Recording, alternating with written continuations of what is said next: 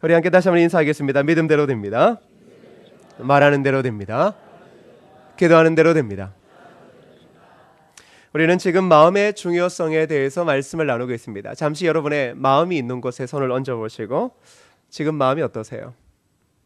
선교지 가는 분들은 지금 되게 좋습니다. 왜냐 그러면 오늘 날씨가 기가 막히게 좋아요. 왠지 주일날 낮에 어디 간다라는 것은 정말 기분이 묘하거든요. 왜냐 그러면 옛날부터 주일날 어디 가면 벌 받는다라는 이야기를 계속 듣다가 사역하러 가니까 벌은 덜 받는 것 같은데도 묘해요. 자, 그런 분 말고 다른 분들의 마음은 좀 어떻습니까? 지질학 탐사 교수인 폴 레니는 마음은 아직까지 우리가 완전히 탐구하지 못한 미개발 자원이다. 그것은 우리가 연구해야만 하는 대상이다. 여러분 한번 잘 생각해 보세요. 마음. 사람들은 참 지혜롭습니다. 지식도 많습니다. 그래서 역사 이래 끊임없이 새로운 것들을 발견하고 찾아냅니다.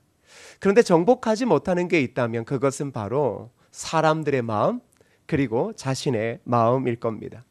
그래서 지금도 사람들은 마음을 연구하고 그리고 요즘에는 뇌도 연구하는 세상이 되었습니다. 근데 아무리 연구를 해봐도 우리의 마음이 어디까지 깊은지 무엇을 담고 있는지에 대한 답을 찾는 사람들은 그리 많지 않습니다. 그중에 옛날 불교의 경전인 화엄경에 일체유심조라고 하는 구절이 있습니다. 이 구절에 대한 일화를 우리가 어릴 적부터 듣고 있었는데요. 원효대사가 불교 공부를 더 깊이 하기 위해 당나라로 유학을 결심했습니다. 그리고는 유학을 가던 중에 이 비가 와서 하룻밤을 묵어 가야 될 곳을 찾다가 결국은 동굴을 찾게 되었습니다. 그리고는 그 어두운 동굴에서 결국은 잠을 청하게 되어졌는데 이 잠을 자던 중에 새벽에 이 잠이 깨어 목이 너무 탔던 겁니다. 그래서 잠이 깨어서 무엇인가 마실 물이 있느냐를 이렇게 더듬어 찾았겠죠. 뭐 불이 있었겠습니까? 어두웠던 동굴인데요. 그래서 뭔가 손에 잡히는 이 그릇 같은 게 있었고 그 그릇에 물이 있었는 것 같습니다. 그리고는 그 잠결에 깨어나서 그 물을 그렇게 시원하게 먹고 그렇게 달게 느껴졌다라고 합니다. 그리고는 다음날 아침 눈을 떠 어젯밤에 그 새벽의 일을 기억하며 과연 그 물은 어떤 물이었나라고 살펴봤더니 자신의 주변에 뭐가 있었죠? 그렇죠. 감사합니다. 해골이 있었습니다. 즉 해골에 무엇이 고여 있었어요? 그 동굴에 이슬들이 모여서 이제 떨어져 있었던 것들이 모여져 있었던 거죠. 이 원효대사가 이 해골인 것을 딱 확인하자 어떻게 했을까요? 그때부터 구토를 하기 시작했습니다. 얼마나 구토를 했는지 정신이 없어질 정도였죠. 그러다가 이제 전날 밤을 생각해 보게 되었습니다. 그때는 참 단물이었는데 전혀 무엇인지도 구별되지 않는 상황에서 자신의 목을 축여주고 생명을 줄 수 있는 단물이었는데 아침이 되자 그것이 해골물임을 알자 이렇게 구토를 유발한다라는 사실을 그가 이제 깨닫게 되어집니다. 그리고 나서는 그는 유학길에서 이제 돌아오게 되어지는데 무엇을 깨닫냐 그러면 세상의 모든 것이 마음에 따라 결정되는구나. 이 이치를 이제 깨닫습니다. 그래서 일체유심조라고 하는 말을 남기게 되었습니다. 사람은 늘 언제나 마음의 중요성에 대해서 이런 경험들을 통하여 조금씩 알게 되어지는 것 같습니다. 그러나 이 마음을 제대로 정복하고 지금도 알 수 있는 사람들은 없습니다. 하물며 내 마음인데도 누가 모릅니까? 누가 몰라요? 그렇죠. 내 마음인데도 내가 몰라요. 그리고 내 마음인데도 내가 어떻게 할지를 전혀 모른다고요. 오늘 성경은 그에 대한 명확한 답을 우리에게 알려주고 있습니다. 모든 지킬 만한 것 중에 더욱 내 마음을 지키라. 생명의 근원이 이에서 남이니라. 여러분 마음을 지키는 것 참 많은 이야기를 들어보셨죠? 자, 그런데 그 마음을 지키는 것이 사람의 강인함이다라고 이야기를 합니다. 이런 말이 있습니다. 힘은 산을 옮기고 기계는 세상을 덮는다. 자, 사람이 가지고 있는 작은 능력으로는 산을 옮길 수 있습니다. 우리는 역사 가운데 그런 사람의 힘을 통하여 산을 옮기고 산을 만들기도 하고 무너뜨리기도 하는 일들을 경험하고 있습니다. 그러나 세상을 뒤덮는 것은 사람의 능력이 아니라 바로 기계라는 것입니다. 자, 기계는 언제 가능한 것이죠? 마음을 지킬 때 가능하다. 우리나라 말로 또 다른 동의어가 있다면 지조일 것입니다. 지조를 지킨다라는 것은 무엇이죠? 우리의 마음을 지킨다라는 것입니다. 세상이 그리스도인을 쉽게 볼 수 없는 이유도 무엇 때문이냐 그러면 교회의 크기나 시대에 대한 영향력 때문이 아닙니다. 세상의 비그리스도인들이 그리고 하물며 사탄들조차도 그리스도인을 우습게 여길 수 없는 이유는 우리의 능력이 아니라 우리의 굽힘 없는 마음, 예수 그리스도를 향한 그 마음 때문에 사탄이 우리를 넘어뜨리지 못하고 세상이 결국 우리를 향하여 비웃음을 짓지 못하는 것입니다. 그래서 하나님은 우리의 마음에 생명을 심어 주셨습니다. 그리고 우리에게 그 마음을 좀 잘 지키라고 이야기해 주고 있습니다. 우리가 마음의 중요성에 대해서 계속 이야기를 지금 나누고 있는데요. 그러면 어떻게 우리의 내면을 가꾸어야 할까요? 왜? 마음이 살면 내가 산다라고 하는 그 작은 이치만을 따진다 할지라도 우리는 마음을 잘 가꾸어야 할 것입니다. 그렇다면 성경이 이야기해주는 그 마음을 잘 가꾸는 방법, 그것은 무엇일까요? 바로 첫 번째가 예수님의 마음을 품는 것입니다. 한번 따라할까요? 예수님의 마음을 품는 것입니다.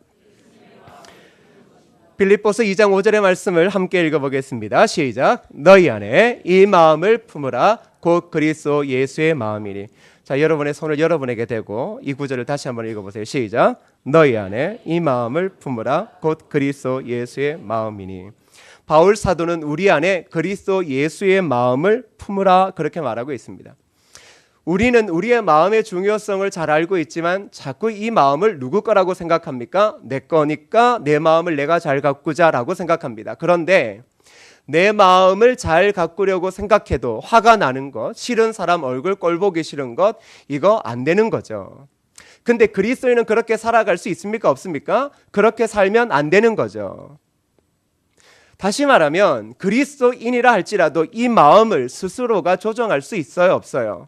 안 돼요. 그래서 성경의 답이 뭐예요? 이 마음에서 생명이 일어나는데 그건 네 마음이라고 고집하지 마라. 다시 말하면 네 마음은 다 버리고 이제 이 마음을 새롭게 체인지해야 된다. 누구의 마음으로요? 예수의 마음으로.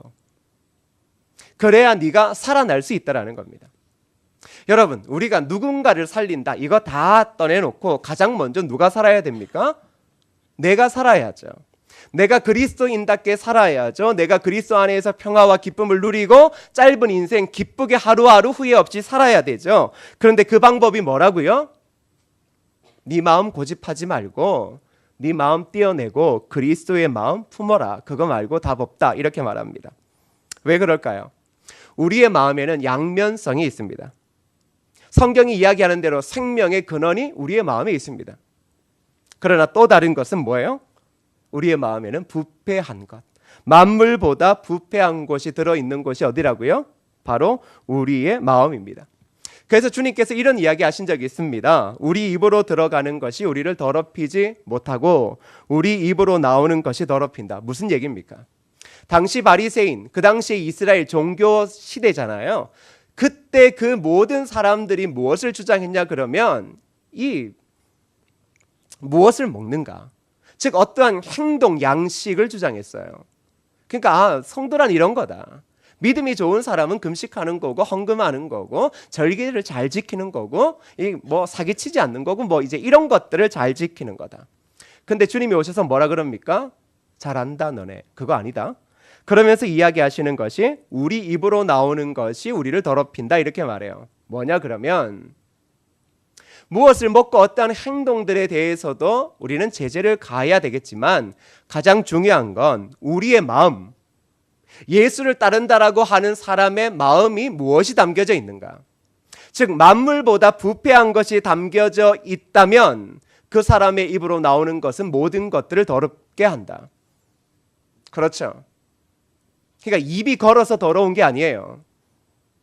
마음이 걸어서 이 마음이 부패하면 악취가 나게 되는 거예요. 그 악취가 어디로 나와요? 입으로 나오죠. 그래서 예수님께서 뭐예요? 허울은 멀쩡하고 온갖 신앙을 다 가졌다라고 하는 바리새인들을 향해서 예수님은 치명적인 이야기 하시잖아요. 이 독사의 자식들아. 온갖 행식은 예수님 믿는 것처럼 아양을 다 떨면서도 속으로는 구린 게 너무 많은 거예요. 그거 아니다, 이렇게 이야기하시는 거죠. 우리는 우리의 마음이니 내가 좀 잘 지켜보자. 여러분, 그럴 사람 아무도 없어요. 아무도 내 마음을 못 지키죠. 그래서 성경이 우리에게 이야기해 주는 것, 마음에 생명이 있는데 그 생명은 너희가 지킨다고 되는 게 아니라 예수 그리스도의 마음을 품을 때 너희는 생명을 지키며 살아갈 수 있게 된다라고 말합니다. 그러면 예수 그리스도의 마음을 품으면 무엇이 달라질까요? 달라지는 게 있어야 되잖아요. 내 마음을 품을 때와 예수 그리스도의 마음으로 이 심장을 바꿀 때 차이가 있어야 되잖아요. 골로새서 2장 3절에 이렇게 말하고 있네요. 한번 보세요. 그 안에는 지혜와 지식의 모든 보화가 감추어져 있느니라. 자, 그 안에는 지혜와 지식의 모든 보화가 감추어져 있느니라. 여러분, 우리가 고작 생각하는 건 우리가 조금 살아왔던 경험들입니다. 그래서 지혜롭다, 지식이 있다 이렇게 좀 추앙받는 거예요. 우리가 연세가 들면 삶의 경험 때문에 존중해주고 우대해주잖아요. 그런데 그 지혜가 영원한 것 아니에요. 그게 실패가 없는 게 아니거든요. 아무리 지혜로워도 이것이 이 지혜가 무의미할 때가 있어요. 근데 성경이 이야기해 주는 게 뭐냐 그러면 너희의 지혜, 지식은 한계가 있고 문제를 만들 요지가 참 많다. 그런데 그리스도의 마음을 품을 때 진짜 지혜와 지식이 생긴다. 그리고 그 마음 안에 모든 보화가 담겨져 있다. 이게 무슨 얘기입니까? 삶의 보화라는 것은 바로 우리의 마음에서 시작되더라는 겁니다. 예수 그리스도의 사람들이 누릴 수 있는 보화라는 것은 세상 것들을 채워서 가지는 것이 아니라 그리스도의 마음을 가지게 되어질 때 살아가는 것이 보화고, 숨을 쉬는 것이 보화고, 예배를 하는 것이 보화고, 일을 하는 것이 보화고, 이 땅에서 행동하는 모든 것이 하나님의 은혜임을 그제서야 깨닫게 되어지더라는 것입니다. 우리의 마음에 생명이 있을 때, 그 그리스도의 마음을 우리가 가지게 되어질 때 그제서야 우리는 복음의 기계를 가질 수 있습니다. 이 복음의 지조를 가질 수 있는 거죠. 저는 예수를 믿는 사람들에게 가장 아름다운 꿈, 가장 아름다운 삶의 방식은 다른 것이 아니라고 생각합니다. 그거 예수를 믿는 사람, 즉 예수님답게 살아가는 것. 누가 보더라도 저 사람 예수 믿는 사람 맞네, 저 사람 예수쟁이 맞네, 이런 말. 그것이 우리의 꿈 아닙니까? 그런데 그 모든 것이 어디에서부터 시작되어진다고요? 그리스도의 마음을 품을 때요. 요즘에 성도님들 중에서는 그리스도는 그리스도고 자기는 자기 마음이고, 자기의 마음이 한없이 넓어요. 얼마나 한없이 넓은지 모든 자리에서 예수 믿지 않는 사람들과 행동하면서도 전혀 끄리낌 없어요. 그리고 자신이 하나님인 것처럼 모든 세상의 사람들이 허용하는 것을 동시에 허용해요. 신기하지 않아요? 근데 그건 추태예요. 정말 부끄러운 추태예요. 가끔 우리가 이런 유혹에 빠져요. 믿지 않는 사람들과 함께 어울리는 자리에서 함께 그들이 원하는 것들을 해주면 내가 마음이 넓은 그리스도인이고, 또 그들은 나를 향하여 야, 너 같은 그리스도인들은 야 없구나, 이렇게 말이 통하네. 이게 한편으로는 되게 좋은 말이고 유혹이잖아요. 근데 다른 말로 보면 너 참 지조 없다, 이런 말이에요. 지조가 없으니 뭐 하는 거예요? 그들이 좋기에 하는 거죠. 성경에서 이야기하는 비그리스도인들을 향하여 그들과 함께 살아갈 때는 이 마음의 뜻을 굽히는 것은 이야기하지 않습니다. 예수님의 마음을 품는다라는 것은 바로 이 마음의 주인이 내가 아니라 바로 그리스도가 되게 한다라는 것이죠. 우리가 갈등하는 이유들, 우리의 감정이 상하고 우리의 마음이 늘 언제나 불안감을 겪는 이유는 이 마음의 자리의 주인이 누가 될까 때문입니다. 우리가 쉽게 버리지 못하는 것이 이 마음을 주님에게 주고 싶은 건 성경적인데, 내가 이 땅을 살아가기 위해서는 이 마음을 주님에게 못 주겠다라는 겁니다. 그러니 자꾸 내 마음은 내가 지키고 이 마음을 지키려고 하니까 생명의 근원인 마음을 지키는 게 아니라 자기 자존심을 지켜버리는 것으로 바뀌게 되어집니다. 자존심 지키는 거예요. 여러분, 자존심 지키면 어떤 일이 벌어져요? 자존심을 짓밟으면 어떻게 되어져요? 화가 나요. 화만 나요? 집에서 일주일, 한 달 그거 생각하면 속에서 밤마다 잠이 깨고 막 가슴이 아파와요. 저거 내가 때려 죽이든지 해야지. 내가 한 번은 복수할 거야. 내가 이 무시 당한 거, 이 자존감 상한 거 한번 잘 봐요. 성경이 이야기하는 게 그런 걸까요? 그건 내 마음 내가 지키려고 하는 거예요. 전혀 성경과 반대잖아요. 그러니 내 마음의 주인이 내가 되어지면 마음을 지키고 생명을 지키는 게 아니라 자존심 지켜요. 자존심 지키니까 집에서 신랑, 아내, 자녀, 뭐 교회에서 성도 보더라도 뭐예요? 자꾸 날카로워지는 거죠. 왜? 이게 그런 거예요. 세상은 자신의 마음을 지키면 여유로워질 수 없어요. 그런데도 자꾸 우리는 이 마음이 내 거 있냐? 자꾸 이 마음을 내가 붙들고 있는 거예요. 그래서 성경이 뭐라 그래요? 네 마음에서 생명이 난다라는 것은 너의 인생이 달라진다. 네가 네 마음 붙잡고 살아가면 네 만물보다 부패한 것, 즉 죄성이 있는 네 몸이 어떻게 좋은 생각을 하겠느냐라는 겁니다. 그러니 그거 떨쳐버리고 싶어? 그러면 힘들더라도 네 마음을 여기서 떼어내라는 겁니다. 그리고 그리스도의 마음으로 바꾸라는 것이죠. 여러분, 가끔 이제 이런 생각들을 하시잖아요. 아, 나 예수님 믿어. 내 마음에 예수님 있어. 근데 이럴 때가 되게 많아요. 무슨 교회 일이나 세상의 일이나 믿는 사람들의 일 속에서도 야, 내가 교회 다녀와서는 알지만 내가 말이야 생각하기에는 이래, 이제 이런 식들의 이야기들을 주로 하고 그런 사고방식들을 전개해요. 자, 그때 가장 위험한 게 뭔 줄 알아요? 마음을 하나님께 두고 하나님의 말씀으로 채우면 이런 모든 이야기들의 결론이 비극으로 가지 않아요. 지금 우리나라가 남북 정상회담을 했잖아요. 이 보는 시각은 두 가지예요. 비극으로 갈 것이다. 그리고 아니다. 통일로 갈 것이다. 그러니까 이거는 기대치가 다른 거예요. 저는 뭐 비극으로 가든 기대치 이상으로 가든 간에 뭐 그걸 왈가불가하고 싶지 않아요. 우리의 생각은 아무리 좋은 것이라도 가장 먼저 우리의 마음이 살아있으면 순간은 좋게 보여도 이런 의심들을, 합리적인 의심들을 계속 하다 보면 나중에는 결론은 어떻게 되어져요? 비극. 우리 인생은 비극이야. 내 인생은 아무것도 안 돼.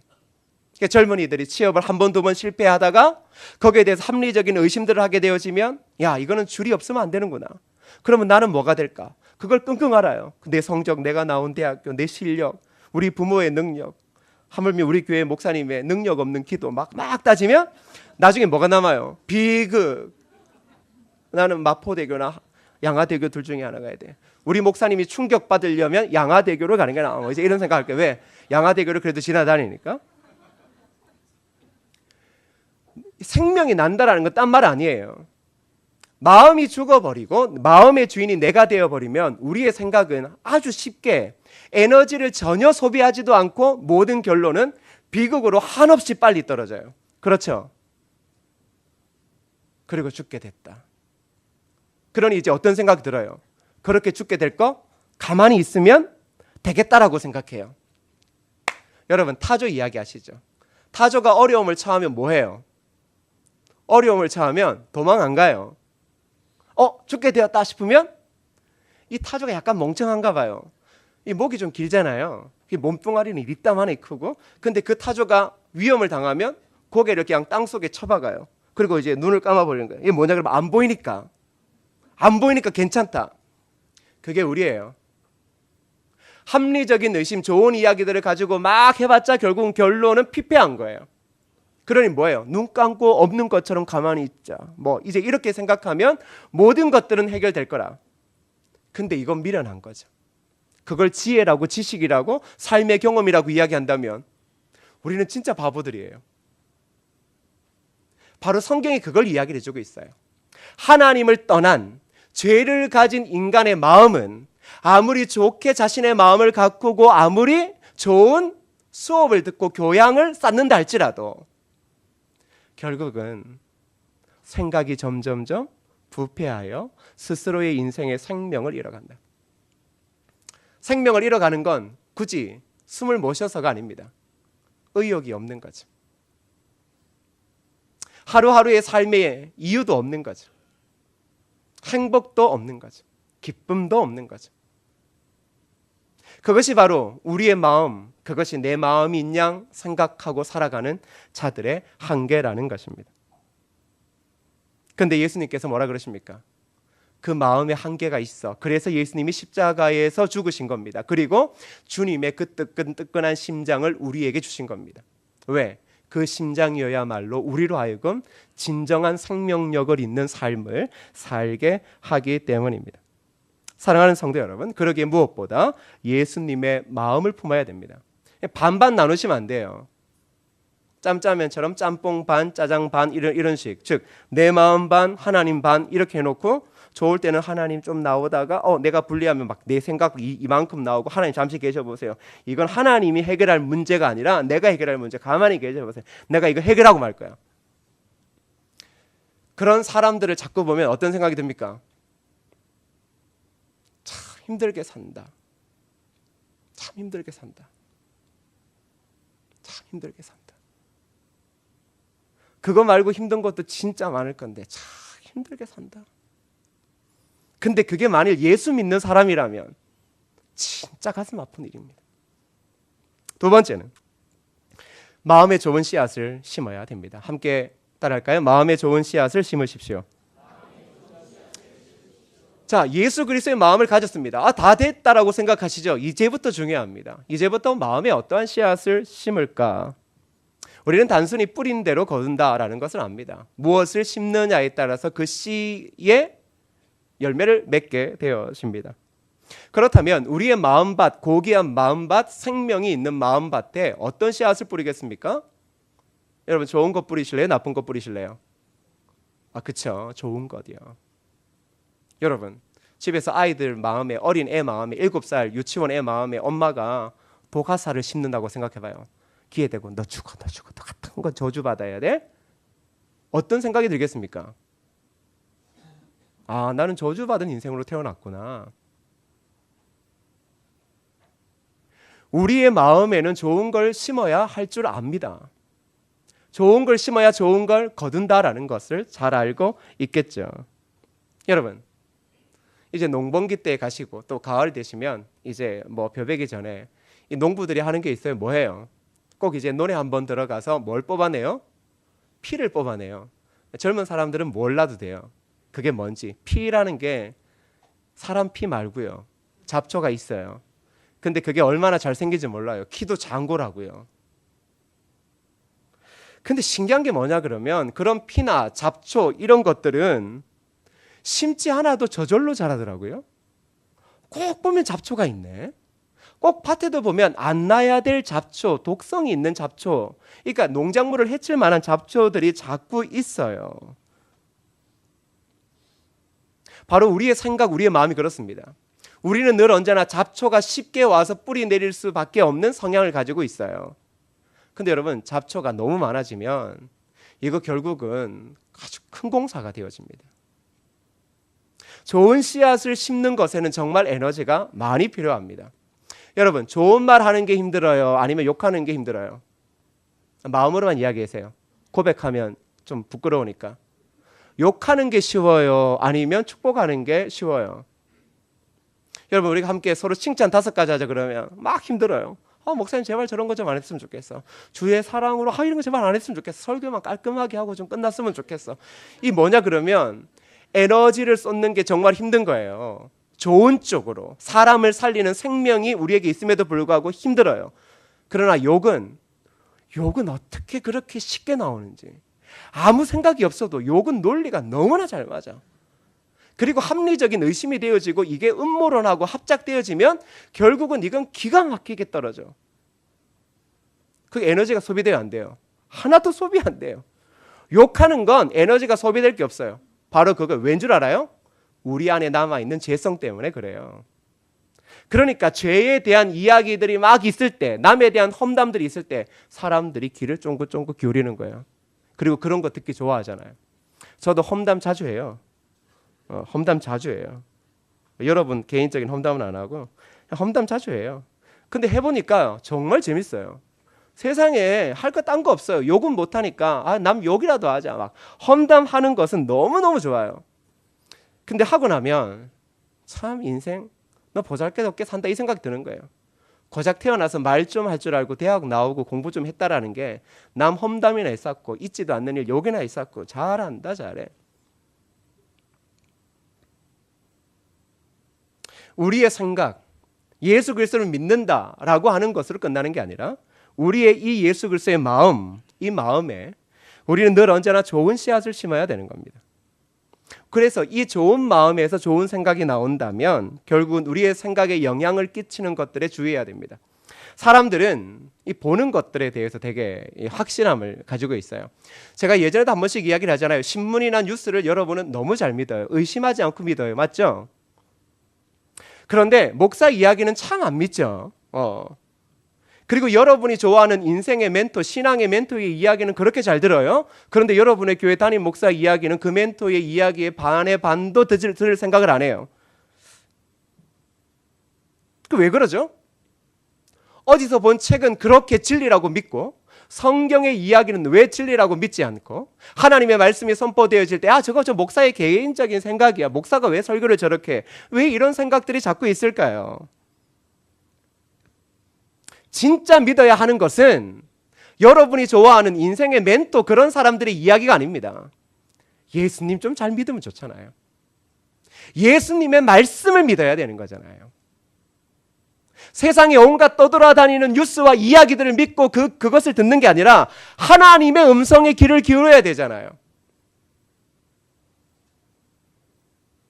가끔 누가 저보고 그럽니다. 친구가 저보고 야 너는 내 얘기를 귓등으로 듣냐? 그래, 예전에도 한번 그런 얘기했죠. 귓등으로 듣냐? 하여튼 별로 들어야 되지 않을 얘기들은 그냥 가만히 있어도 그냥 지나가더라고요. 우리가 사람들과 이야기를 자주 합니다. 그렇죠?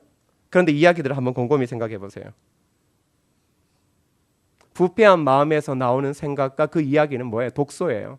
그리고 그 사람과 이야기해봤자 결론은 뭐예요? 결론은 죽자예요.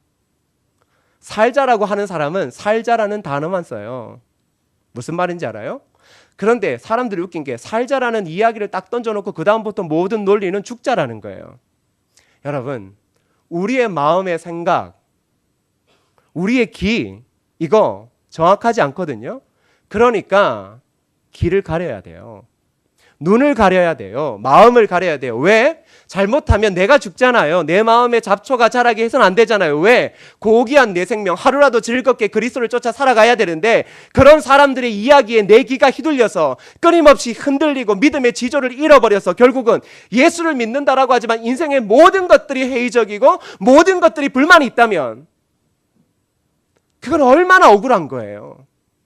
예수 믿으면 평안하다 그랬는데 예수 믿으면 행복하다 그랬는데 왜 그 모든 행복과 삶의 기쁨은 다 잊어버리고 예수는 믿고 있는데 죽을 인상만 끊임없이 쓰고 마음에 이 불평과 그 해결할 수 없는 문제들만 가지고 있냐라는 거예요. 그러기 우리는 보는 것, 읽는 것, 사람들과 대화하는 것에 주를 기울여야 합니다. 여러분 사람을 품는다라고 여러분 말하지 마세요. 저도 뭐 목사니까 품는데 잘 안 돼요. 왜냐 그러면 아무리 좋은 심장, 좋은 마음, 넓은 마음을 가지고 있어도 안 좋은 이야기 한두 번 들어보면 그게 밤에 생각나는 건 어쩔 수 없어요. 진짜 일어나면서 아이씨 진짜 이런 소리가 나온다고요. 그 다행인 줄 아세요. 아이씨밖에 못하는 게. A와 B를 몰라서 그런 게 아니라 그런 우리의 연약한 마음이 무슨 대단한 거라고 사람들의 말에 귀를 기울이고 그 말이 진실이냐 마냥 자신의 지조도 없고 지조라는 거예요. 예수 그리스도의 말씀이 우리의 삶의 지조 아니에요? 딱 보면 알잖아요. 딱 들어보면 이해가 되잖아요. 그런데 왜 내 마음밭에 뿌려지지 않아야 될 잡초의 생각들, 잡초의 이야기들을 자꾸 가슴에 담고 그리고 그것을 끄집어내서 생명이 없는 알곡의 이야기들을 하냐 이거죠. 제임스 알렌은 이렇게 말한 적이 있어요. 현재 당신의 모습은 과거의 생각의 결과이며 미래의 당신의 모습은 당신의 현재 생각의 결과일 것이다. 예전에도 이 부분에 대해서 이야기를 했던 적이 있는 것 같아요.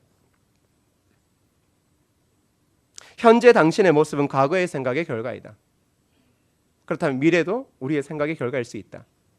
아니, 이게 하나님 말씀과 상관이 없어도 하나님의 사람들은 말씀으로써 우리의 현실과 미래를 만들어가는 사람들 아닙니까? 믿음의 사람들, 믿음의 고백들은 늘 언제나 믿음을 낳았고 의심의 고백들은 늘 언제나 의심의 패망들을 낳았을 뿐입니다. 그렇다면 좋은 씨앗을 잘 키우는 방법 뭘까요? 그리스도 예수의 마음을 잘 키우는 방법은 딴 거 없습니다. 따라할까요? 묵상. 뭘 묵상해야 돼요? 그렇죠. 잘 아시네요. 가끔 이런 사람이 있죠. 뭐 목사님 설교도 안 되고 난 딴 데 가서 공부를 배워야 돼서 새로운 진리. 제발. 그건 환자예요. 요즘은 성경이 너무나 읽기 쉽게 되어져 있어요. 현대인의 성경, 표준 세번역 성경, 메시지 성경. 원래 우리가 가지고 있는 옛날 중국어 번역 성경에서 크게 의미가 훼손되지 않는 성경을 가지고 있다고요. 근데 사람들이 성경을 안 읽고 묵상하지 않으니까 뭐예요? 자꾸 다른 진리가 있지 않느냐? 성경을 다르게 해석하는 게 있지 않느냐? 다르게 해석해봤자 이단이잖아요. 야, 조용히 와. 너만 알아. 원래 천국의 비밀은 너만 아는 거야. 이 말도 안 되는 이야기를 듣고 지만 안다라고 그러고 세상에 이러한 이야기들이 있느냐?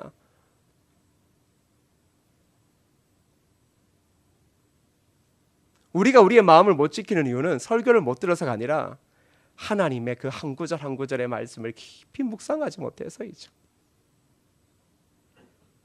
그거 말고 어떠한 이유가 있어요? 그러기에 우리는 좋은 씨앗, 즉 말씀의 씨앗을 마음에 늘 뿌려야 됩니다. 그냥 말씀을 제발 좀 잘 읽으셔요. 예수 그리스도의 말씀을 읽다 보면 이건 이렇게 이야기해야 될까 저렇게 이야기해야 될까 답이 나와요. 그렇잖아요. 답이 안 나오는 거 아니잖아요. 근데 예수님의 말씀을 안 읽으면 예수님은 이렇게 말해도 나는 지금 이렇게 이야기하고 싶어 라고 하면 싸움이 일어나는 거죠. 하나님의 말씀, 그 말씀을 잘 묵상하면 어떠한 일이 벌어져요? 내 마음밭에 잡초가 있는지를 바로 알아내요. 자꾸 누구한테 내 마음을 불쾌하게 한다라고 자꾸 그렇게 손가락질하는 걸 그만 멈춰야 돼요. 당신 마음에 예수의 마음이 없어서 문제지. 그렇지 않습니까? 내 마음밭에 잡초를 끄집어내면 될 일을 그 잡초를 고스란히 놔두고 오히려 그걸 다른 문제가 있는 양으로 이야기를 해버리면 이거 어떤 일이 벌어져요? 그냥 다 죽자 이거밖에 안 되는 거예요. 근데 그런 사람들의 논리가 뭔 줄 알아요? 다 살자고 하는 얘기다. 진짜 나쁜 사람들이에요. 지 마음밭에 잡초를 가지고 다 살자? 그건 아니잖아요. 그렇다면 성도들은 어때야 돼요?